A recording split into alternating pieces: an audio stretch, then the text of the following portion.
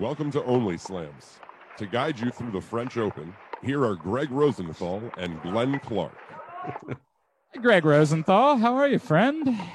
So formal, the voiceover guy. Was Yeah, that right? that wasn't you? No, it most certainly was not me, but I didn't go that far. I just grabbed my other co-host and said, "Congratulations, I've got voiceover work for you," and that'll be the way that it'll go. I mean that you are fulfilling a lifelong career goal to talk about tennis as much as possible, so that way like my wife doesn't have to listen to. But the thin veneer of like professionalism you're trying to throw on this, I don't know if I'm feeling that. We'll see how far that goes. We'll see how far. This might be the one time there's a little bit of professionalism, and then that all rips up. We'll talk more about why this show is happening a little bit later on. This is our French Open preview show. Glenn and Greg. Greg, I'm going to try to mix things up. We're going to try to do topics. We're going to try to make it seem like we're doing a semi-professional show, despite the fact that that really has nothing to do with why this show exists. We'll do our best to make that be the case. But I have laid out some topics, and we're going to get into them. And we start first by going Love. First up. All right, so Greg, I'm looking at the men's draw for the French Open, and I'm seeing something really interesting in looking at the draw. I'm seeing on one side of the draw all of the big three. On the other, look at that, Greg's got it. I printed out the draws. You really got me dorking out. Tell me that you do the thing that everybody does during the NCAA tournament, where you sit at home and you write everybody's. No, I think I did that back in the day, so you're bringing it back, but go on. Oh, that makes me happy. Top half. It makes me happy that you do that. So the big three all on the top half of the draw, the next gen guys all at the bottom half of the draw. It's fascinating to me because it means that if we're getting Nadal Djokovic, we're getting it in the semifinals instead of on the final. And NBC will do that screwy thing where they try to screw with what time they actually show the match. And I'm imagining on the West Coast, it's utterly obnoxious. Although I think they started airing it live on NBCSN so everybody could get it, I think. But it's weird, right? It's a weird way for the draw to end up, kind of filling out this way. Not that any of us expect Roger Federer to do a lot during the course of the French Open, but it's just a very strange way that the draw unfolded. Yes, thank you. Thank you to the gods, to the draw gods, I say. Well, Federer, put him to the side. It's nice that he's back in the mix. He's warming up for Wimbledon. Like Jannik Sinner is a much bigger factor in the top half of the draw than Roger Federer. But I'm happy. I don't want to see another Djokovic Nadal final. Put that in the semis and give me a new matchup for the finals. And it's comical that Nadal is seated third at the French Open. It sort of just makes the seating is just a stupid thing. Djokovic, it played the week before the French Open, has yet to even play a final in Belgrade before even starting the French Open. So that's weird too. But I like it because going into the tournament, Zverev and Tsitsipas, to me, are in as good form right now as Djokovic and not too far off from Nadal. So I do like the idea on finals day. I've never been a fan of the Djokovic-Nadal matchup. It's stylistically. Really? Okay. It's just stylistically. I think it was just like some of those Australian Open finals where it takes 5 hours. I feel like you needed Federer in there to bring out the best in them. And I like the idea of Tsitsipas or whoever will be going for a title. I don't disagree with you, but there is something about, and this is where I'm happy to sit at home and watch the final by myself and have nobody care, but it's way easier for you brought up your wife. If my wife sees that it's final day and I'm not moving, I'm frozen to the couch and it's Djokovic Nadal, it's easier for her to be like, oh, I get it. This is a big deal. It's those two guys. I understand. Whereas if it ends up being Nadal and Tsitsipas, she's going to say, what are you doing? You know how this is going to end. Why are you watching this? Why we can go out and pick blueberries or whatever the hell it is that she wants to do that day. So that's the beauty of Grand Slam tennis. You get 4 times a year, the feeling of like a Super Bowl. It doesn't matter who's in it. And in this case, don't you think Nadal is coming into this one with a little more doubts than usual? I know we've been through this before, but again, he is older that's the big story, right? Like the big story is Nadal as vulnerable as he's ever been outside of when he was truly hurt, right? Like outside of the true injuries where, we had no idea if he was going to be able to make it through the French or not. Is this as vulnerable as he's ever been? And you would point out, yes, 2 significant clay court losses coming into this would make somebody say, yeah, but the truth is they were 3-set matches, right? And I think that until someone beats Rafael Nadal in a 5-set match on clay, we're still going to be inclined to say no. And in a weird way, we're still going to be left with the inclination of, does the draw even effing matter? Because he's just going to beat everyone he plays anyway. Right.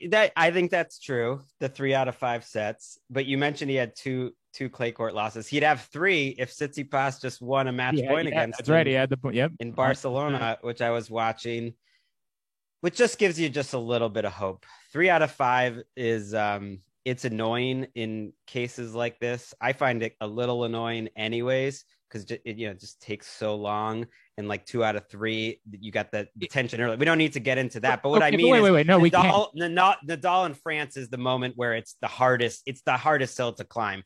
Getting 2 sets off him seems possible, and yet just the way that he plays, getting 3 just seems like something that no one can do. I feel like what you're talking about, by the way, that 3-set thing is when you just know, when you sit down to watch a match and you just know, it's the day that you convince yourself maybe Francis Tiafoe could battle with Novak Djokovic today, right? Like, right. Maybe we could be in for some fun. And you realize, like, the first set might be competitive enough, but very early on in the second set, you realize, like, oh no, it's just not happening.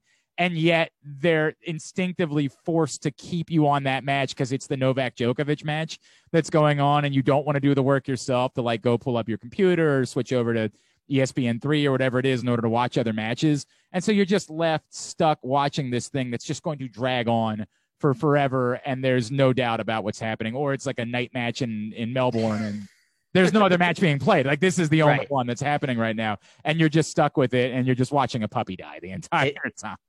During Grand Slams is the only time I'm happy that I've kept DirecTV all these years. Of course, they do the other courts during. It's the only reason why I've kept DirecTV. Yeah, me too. Sunday Ticket during the pandemic was clutch, so that was important. But usually, I'm at work for that. Right. What you're saying though about like the inevitability of watching, Djokovic or Nadal in those early matches where he's playing like, Istomin. That's who Federer drew, by the way, but is true. But it sort of feels like that's what Nadal at the French Open is in general, which I don't like out of sports, which is why I'm like, wake me up Nadal wise when he gets to the 4th round or quarterfinals. In this draw, though, he might play Jannik Sinner in the 4th round, I think. I'm looking at it right. And that would be intriguing. He was the one player like out of the top 15 that I thought, okay, where's he in the draw? And when I put Thom there, I was like, ooh, that's spicy. I think I saw Mats Wilander said something recently that like he thought that Jannik Sinner was as much of a threat to Nadal as Djokovic was at the French Open. And results might argue there's something to be said there. I don't know. Or it could just be Mats Wilander like trying to minimize Novak Djokovic, as so many people have done over the years. Like, I don't know what to make it. Sinner, no, that's stupid. That's a stupid take from a guy who was my favorite at one point. Was it really? When I was like 9 years old. Yeah. He was a lot of fun to watch. So are you buying into Sinner as being the biggest threat to Nadal Djokovic in the semifinals? Oh, yeah. Because everyone said, oh, this is a bad draw for them. They're all in the same half. Well, Federer, again, no disrespect. I'm not trying to. Yeah. If he makes the 4th round, that would be a terrific result. I agree. For Federer. And I think he would say that. So I don't think he's going to get far. In that top half of the draft, that's why I don't think it was that bad a draw for the two of them. Otherwise, I don't see a lot of problems. I mean, it's partly the men's game in general, but I think there's at least a few more dangerous players. Like they could have had Zverev, Tsitsipas, or Thiem as quarterfinal opponents, and they didn't. They're all on the other side. So other than, Musetti is an Italian who's been making some names, some waves lately. He has Goffin in the first round. Djokovic could play him, I think, in the fourth. So you could have sort of the GOATs versus the young Italians in the fourth. That would be at least a nice little thing. That would be something. But otherwise, it's like the opposite of where women's tennis used to be. I really think they've flipped, where it's like you could just pencil in Serena for the end, and like you kind of knew who it, like now it's like the men, you kind of know who's getting to the second week, and the first week's just, Do you think anything of Rublev? Like, considering, is there a recency bias thing that you'd say, hey, look, Nadal could be that could be an issue for, like, do you buy anything of Rublev? Yeah, he's been incredible this year. Hasn't proven himself on clay. Clay is just, but he beat Nadal at Monte Carlo. Yeah, that's fair. And he's, he's playing like a top 5 or 6 player. So he is worth watching, and he is fun to watch. If you've never watched Andrei Rublev, he is my dream, because I don't know how tall he is. Do you know? He's probably not my head. I'll tell you. He's probably like 5'9" or 10. Yeah, he does not look tall, but he plays like he's a boss. He swings out of his shoes every single shot. So he never like he never gives you anything that you wanting for effort. So he's fun to watch. That'd be good. He's the type of guy that we all dream we could be. We're like, that's what I mean. This is proof that we could do this, and then we're reminded, no, in no world could we actually do this whatsoever. All right, let's go to the other side. Let's get to the women. 15 love. All right, so let's get to the women's draw. There's a couple of things here that jump out at me, right? Like, I think everyone is going into this assuming Barty and Swiatek are the two favorites in the women's draw. And similarly, you end up with them on the same side, which makes things really interesting to me, Greg, because I know we'll talk more about the Naomi Osaka situation later on in the show, but like, she's never had a good run at the French Open. Is this her best chance at making a good run at the French Open, just based on the draw alone? Yes. She doesn't have anyone to play for 3 rounds. And then once you get through that, you got Bertens maybe in the 4th round, and then you're off. She's got a chance. We'll talk more about her media thing. And I, as a fan, I'm concerned about her. But Swiatek, and I'm gonna big time you here. Oh, look at you. On Only Slams, we got to go with the correct Polish pronunciation. I'm sorry. And it's now Swiatek. Swiatek. It's got an N in there somehow. I'm gonna have to work on that. For now that we're doing this, I'm going to have to see, when I do a silly show in Baltimore for like nobody that cares or gives a rat's ass about tennis, I don't have to worry about these things. Well, now we do. We probably will have. I think it's safe to say we'll have less of an audience for this show. But yes, we should worry about it. And people should get used to it though, because there's something about this Swiatek that, okay, she came out of nowhere, but she blitzed the field last year. Yep. And then she's coming off in Rome. She won a Masters. It's basically it's basically a Masters now for the women. They finally figured out the points are the same. She won a final in Rome against Pliskova, 6-0, 6-0. The opponent wasn't injured. Like, that's when she's playing at her best. I totally get that she's the favorite. I was looking at the odds. She is given a better chance to win the French Open than Djokovic. Like, she is I know that's a weird way to compare it, but she was plus 250. Barty was plus 500, and no one else was even close to those two as the two heavier favorites. Right. And that makes sense to me. Like, it's tough, but she is tough to beat.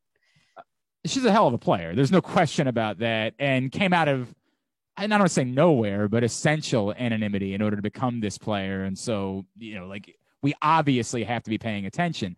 But she's backing it up this year too, like on hard courts and on clay. Correct. So now it's like, okay, but second time around, she's 19, but she's still right. Are you as convinced as the gambling markets are that it's really a 2-woman field? I don't think I am.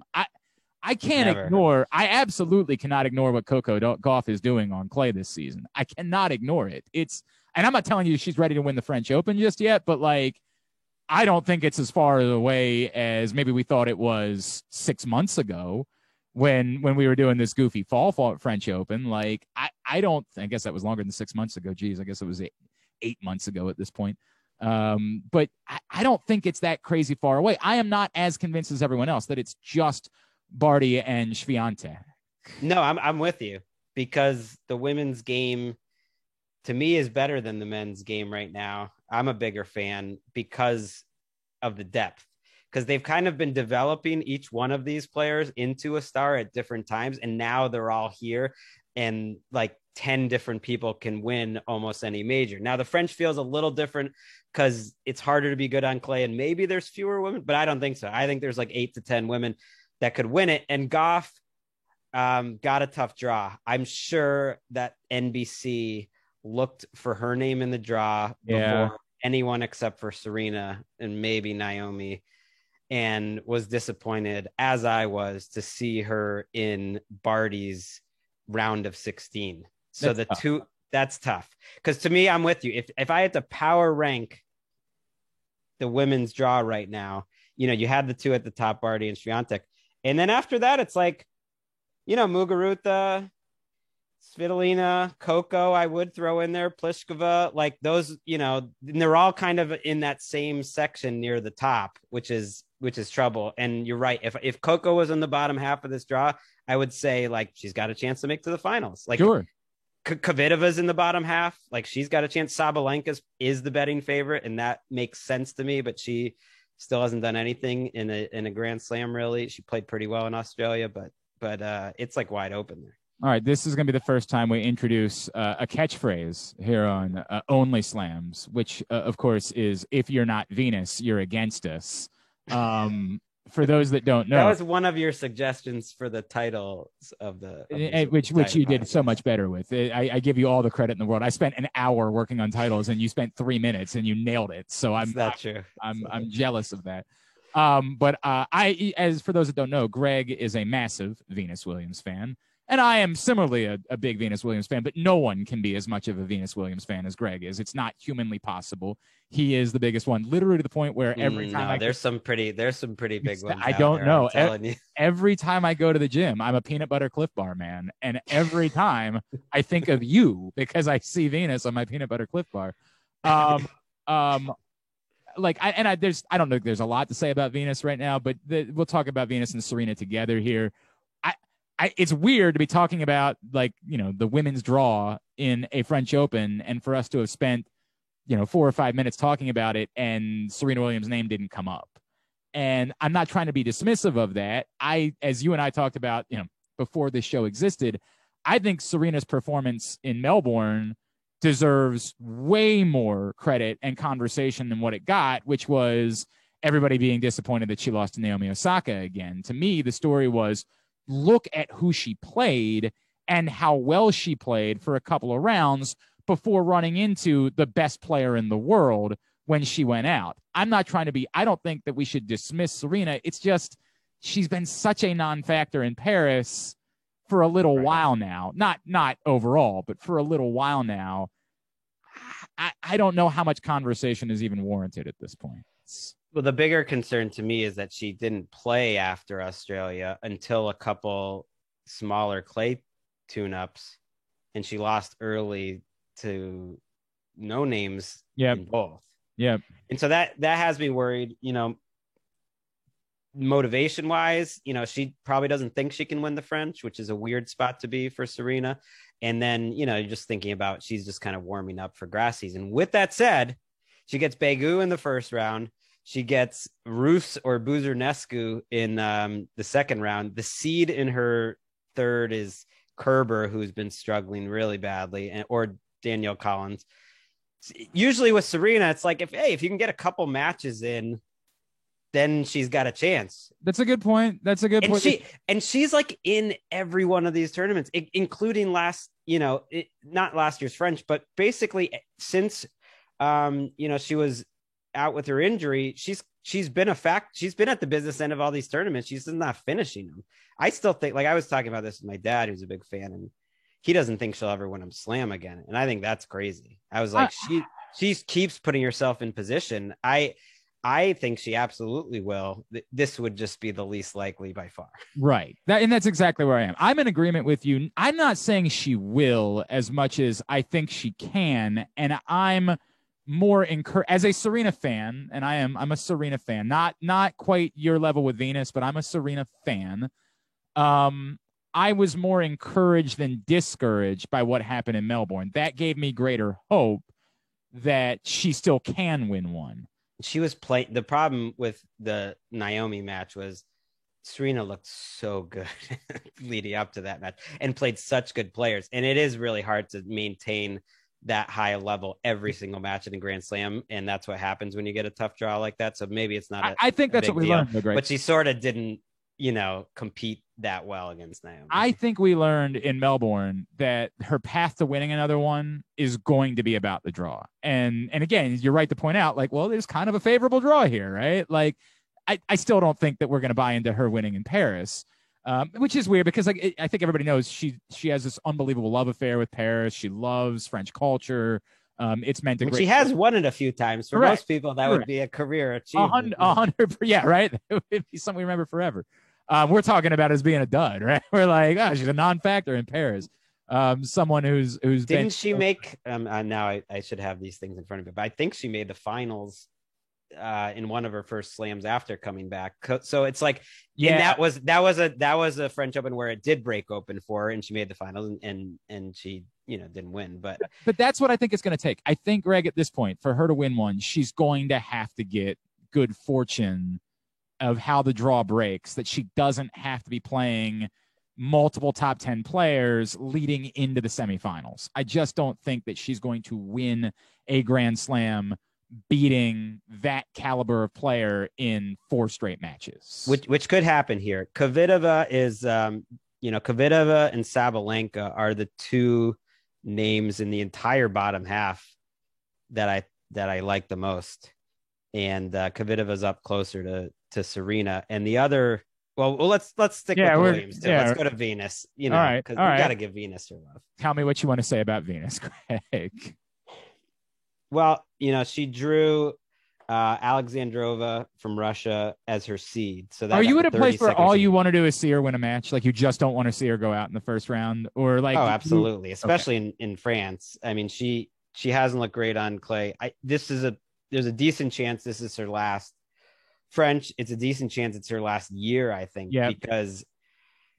because her ranking right now, she needs to start winning some matches. The rankings are really weird because of the pandemic, but some of those old points are starting to go away. And yeah, she would get like wild cards into tournaments because she's Venus, but she needs to start winning some matches. As seeds go to draw, 32. That's a good one. So I'm going to take that as a positive and say she's got a chance, but French was never her thing. Anyway. I tend to agree with you on all of those things. All right. Let's move forward. 30, love. Now, on to the other issue, and staying in the women's side of the draw. This is tricky for me, right, Greg? And I say this, I'm also a Naomi Osaka fan, and I want that to be clear. I'm a fan of Naomi Osaka. I love what she's all about. I love the energy that she's brought to tennis, the sort of youthfulness that she's brought to the sport, the attention. I love all of it. This is tough.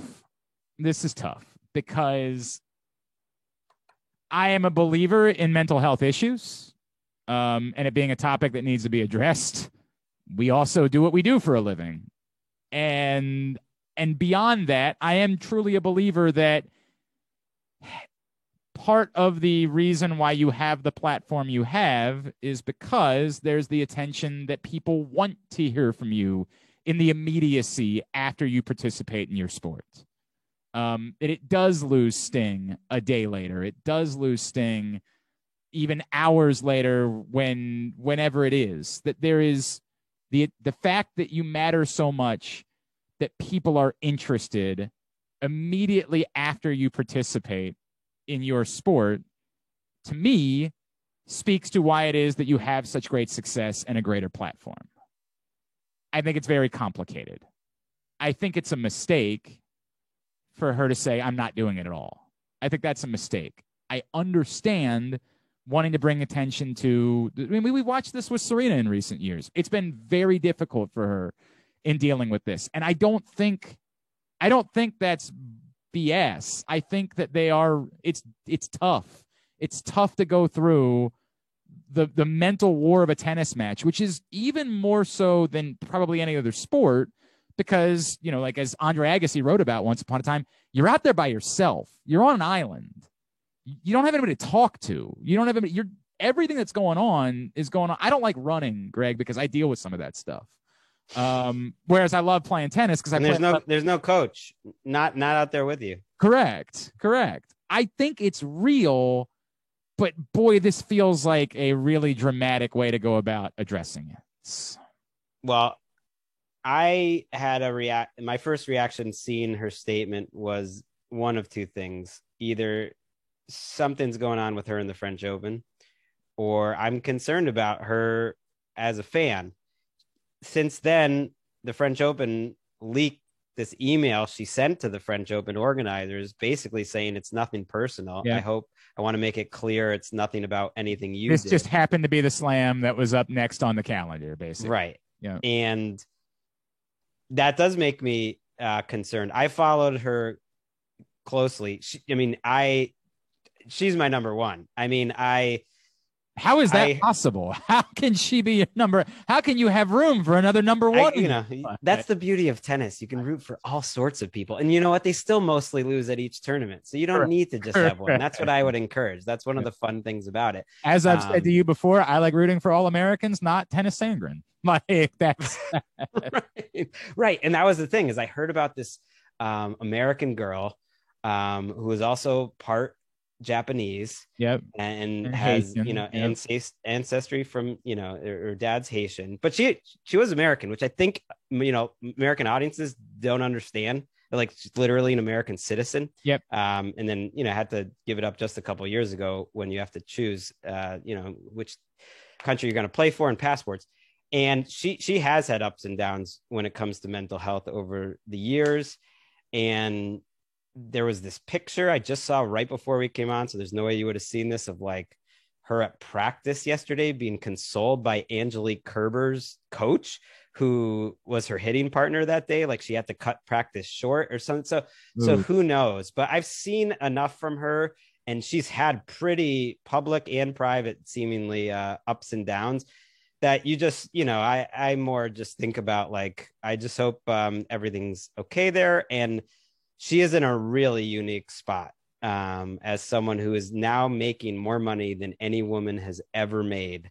And is a bigger deal in Japan than, around the country than almost any spokeswoman that is, out there in terms of athletes. And she's coming off winning a couple Grand Slams in a row. She's not playing well on the French, like all of that to me, probably, she hasn't won much on clay, and she actually had a worse clay season this time around than usual. She actually had some good results on clay before, just not at the French. And so maybe all that plays into it. Like, if this was the US Open, would she really have done this? I don't know. Who knows? But it's more just a concern, and more a concern that, like, she's going to lose to like Anna Bogdan in the second round or something, because she got like the cakiest of cake schedules of anyone in the draw, Osaka. So that's the positive. That's what we just talked about. Like, from a pure tennis standpoint, you look and say, this is the best it's ever set up. It's just that now first you're dealing with the fact that she struggled. She's never had a good run in Paris. And then you combine that with, what all is going on and concern. And I'm with you. Obviously the priority is, I want Naomi Osaka to be okay. Like, I want to make that very clear. I've got a thought though, and this is probably not true, but she's so competitive. I do wonder if there was even a little bit of like, I want to put this all on me. Like, she almost knew that there's going to be some attention coming from this. And it almost reminds me a little bit of the US Open, where she really put a lot on herself beforehand by pulling herself out of Cincinnati and making all the mass and everything. I don't know, but I do know that the Olympics looms for her, and some of the even just little things like the comments she's made about the Olympics, whether it should happen or not. It's like, these are all front page items in Japan and everything, and it's just like she's dealing with a lot. Oh, I can only imagine. Like, the burden, I believe, is real. I believe it's very much a real burden. I want to make that. Whenever we have this, and just how fast it all was. Like, when did she win Indian Wells? 3 years ago or something? Yeah. She was outside the top 50. I we saw her. My parents saw her at that tournament on a court that had about 35 people watching. Wow. Like court, I think like court 7 there, which is just like they don't even have stands on both sides, and they have like 3 rows of stands on the other. And that's what she was playing in the first, second round. She won that tournament, and now she's like the biggest thing in the world. It's a lot. All right, I'm going to skip our sounder here because I don't want to have us go up to overtime, because this is always going to be what was going to happen. I'm trying to keep this tight. Because I think it's a burden enough that we're doing this to try to find an audience. We're doing it for us. We're doing it for us. For us, truthfully. That is actually accurate. So, our 40 Love topic was just going to be why this is a thing. Oh, okay. We're going to be doing these over the course of the next couple of weeks. Greg and I have known each other for a long time. I was doing radio in Baltimore, and I got to know Greg when he was working back at NBC, and he was a weekly guest with me on my show, and we would talk about football, and we found out pretty quickly that neither of us cared about football nearly as much as we cared about tennis. And that might be overstating it, but you know. It's not overstating it for me. I know that much. It ain't even close to overstating it for me. It's not to say I don't care at all about football. It's what I have to talk about. It's my job, and obviously more significant for you, clearly, than it is for me. I have an actual love for tennis, because I don't have to look at it necessarily for a critical eye. And I think we've talked about this a lot, you and I personally, that it can just bring joy. Yes. We don't have, there need be no scrutiny in watching tennis. I come up with an excuse to like put my friend Pam Shriver on my show every now and then, because she's a Baltimorean and she also happens to be like a part owner of the Orioles. And so like I can conveniently sneak in tennis talk and then be like, so the Orioles, huh? And pretend like she's great too. Oh, I love Pam so much. And she's out there. She lives out by you. But like it's a love affair for me. It's just a love affair. And Greg and I would find ourselves like messaging each other until, for me, all hours of the night. And he's on the West Coast, so not quite as late for him, just because we wanted to talk about tennis with somebody. And I don't know why there's not more people out there like us. They are out there. So, we're given, in theory, and I want to find you guys, right? That's I want to find you guys. I want to find those of you that are specifically looking for more. There are about 6 billion golf podcasts. Mm-hmm. There couldn't be more golf podcasts. And I get it's more centralized in our country. Like tennis is so much more of a global game at this point. And so, it tends to be when I have tennis conversations, or like when I interact with somebody in the tennis world, I will find more, international people that come to my life that way. But I want to be able to expand those conversations. Selfishly, Greg and I just want to talk to somebody about tennis. We're calling it Only Slams because, like, right now we think that's about all of the burden that we can take on. Right. Well, initially we were thinking we could do it daily. Which I would do, but I do have a family, and you. Right. Yeah. I think we could go there eventually. Once Glenn says the word, I would do it if we heard from people. But I think for now, we'll do it a couple times a week. But I'm with you. I played, and that was my big sport, growing up and everything. But I was more of a casual fan until maybe a decade ago, and there's something about the format of it that it's like it can be on all day. It's beautiful to have on in the background, and then you dip in and out when you want it during the slams. That you have such these big 2-week events, to me, is beautiful. It's just a different way to follow a sport than just having your team. Like there's a lot of players I like, but the tournament isn't over after my players end, which is nice. And I don't know. Like I think it's the theater, man. It's the theater. There's just no sport I want to make this very clear. I don't dislike any other sport. People think I've gotten a bit curmudgeon-y, and I have. Like, it's what it is. I'm a pragmatic sports fan and pontificator, but the theater of a significant tennis match is unparalleled. There is no comparable to that moment of two players that are very even in a big stakes match going up against each other, the way the crowd gets involved with it. There is just nothing that is like those moments that when you play tennis with your buddies that suck, you can create moments that, like, you can genuinely feel there's something going on in those moments. now that's extrapolated over just the greatest players in the world. And it's why it's created some of the greatest memories of all time. Like the reason why everyone reacted the way they did to the Federer and Nadal Wimbledon final was because we all knew you didn't have to love tennis the way Greg and I did in order to understand that what was happening was something beyond what you could get in any other sport. There is just no sport that matches the theater when it comes to those big moments. And so that's where my love affair began. So we have our bona fides. Let's go through. I was an Andre Agassi. That was my love of tennis was directly related to Andre Agassi and the excitement that he brought to the sport and the flashiness and yes, his imperfection. I was drawn to it and I never let go from that moment. What was it that first brought you to the sport? I mean, I played it and I was into every sport as a fan. So I would pretend I was these players and hit the ball against the wall in my house, and like it'd be like Wilander versus Lendl, and I would like keep track of who won the matches and have rankings and all this nonsense. And yeah, of course that era, which Sampras tried to douse a little bit in terms of the excitement.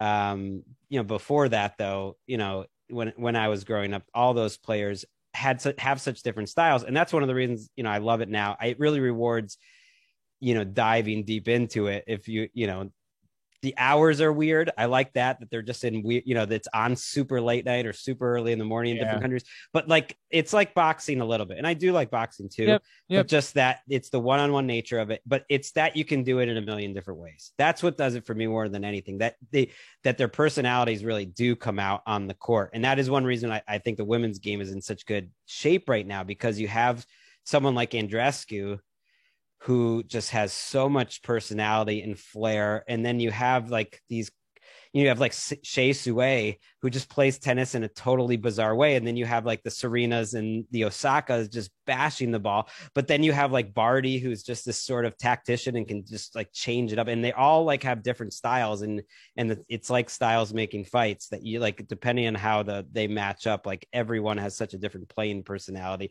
compared to like, some sports where it's like in the NBA, like a lot of teams look pretty similar in terms of jacking up the threes. Yep. Correct. 100% accurate. So that's what we're going to be doing. We missed the timer on the first episode, so that doesn't bode well for what we're going to do. And we're going to go slightly over too, because I got to get my last hot takes. Oh, we got to make our picks too.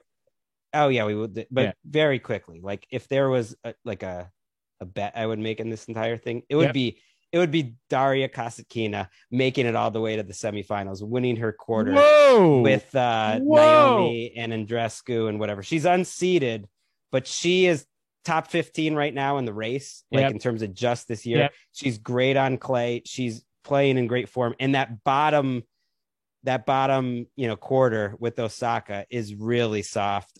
Just in terms of current form. Andreescu hasn't played at all because of COVID and because of injuries in months. And Osaka, not in great shape right now. So I like Kasatkina, who's not seeded even, but I could see her going all the way.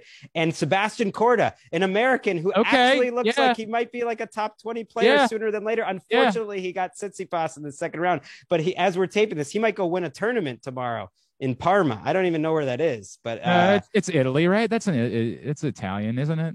I know we always get too excited about the young Americans, and I love Francis, and Pelka's a good player, but I really think I'm more optimistic about Korda being a legit top 20 player than any American in a while. I agree with that. Obviously, everybody will point out, like the benefit of being his father's son and all of that. But no, I think dad was a pro, was a top 10 guy. Yep. I agree with that. Look, if there's an American that I think I like on clay, I like Tommy Paul on clay a little bit. I do like Tommy Paul on clay. Plays Medvedev second round. So that is an upset special. Medvedev, just a few weeks ago, asked the umpire to default him during the match because he was so bad. He was like, please default to me right now. That's how bad he is on clay. He's the number 2 player of the world. Could you imagine ahead of Nadal, and he's won like 5 matches ever on. I just want to imagine what that moment would have been like in New York. I just want to imagine that. I love Medvedev. This is not the week for him. This is not the week, but I love that guy. No doubt, man. All right, so let's make our picks. Give me. You want to start on the women's side, or no? Start on the men's side because I think we assume that we both know who we're picking. Give me your final. No, I want to pick for what I'm going to go how I do it in the NFL, which is pick what I want to happen. Since I don't really know what's going to happen anyways. Okay, all right. I'm going to go Tsitsipas over Nadal, and let's get some new blood. I do like Tsitsipas. I'm not a huge. It's not like I'm a stan or anything, but he's very stylistically pleasing to me to watch. He's got a good personality. I think he'd be great for the game, and he does on a certain level. He deserves it. He's won these Masters. He's fallen apart at the big moments a few times, but man, he just keeps getting back there. Like he has the resume of a guy who should have a Grand Slam by now, and I think he's in good form, and he lucked out being in that bottom half. So maybe he gets through a little easier. Of this group of guys, I'm a Zverev guy. Like I want Zverev to break through. I want to have him have his moment. This might be it. I believe that he's suited to make a run to the final here. I don't believe anybody's beating Rafael Nadal. I want to make that very clear.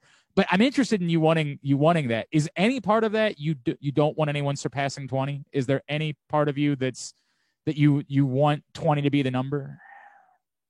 It's not about the 20, but yes, in my heart, I'm a little bit of a Rafa hater, because I came up with, being in the Federer fan. Okay. So, all right. Yeah. That's interesting. That's interesting that it's not just wanting to pass to finally break through. It's that you have a problem that you need to seek help and you need to go see a psychiatrist about. I'm sick of seeing anyone win the same thing over and over again. I get it. At some point I accept it as it's so remarkable that I just want to keep, you know what I mean? Like it's just so incredibly remarkable. If it's a good match, I'm fine with it. If it's like last year where he's bageling Djokovic in a final, it's like, why did I wake up at 6 That was rough. That was rough. I'm going Zverev, but I'm not in any world. I don't want him to. I'm good with Nadal, and I'm good with the number being greater than 20. You're going to pick Zverev to win? I mean, if you want to tell me if there's somebody I'm rooting for from that, I would root for Zverev. I'm not picking him. No, I'm picking Rafa Nadal to win the French Open because it's Rafa Nadal at the French Open, Greg. Come on, pal. Like that's what I'm not trying to throw away money here. Like it's Rafa Nadal at the French. Women's side, give me your finalists and winner. Ooh, you go first.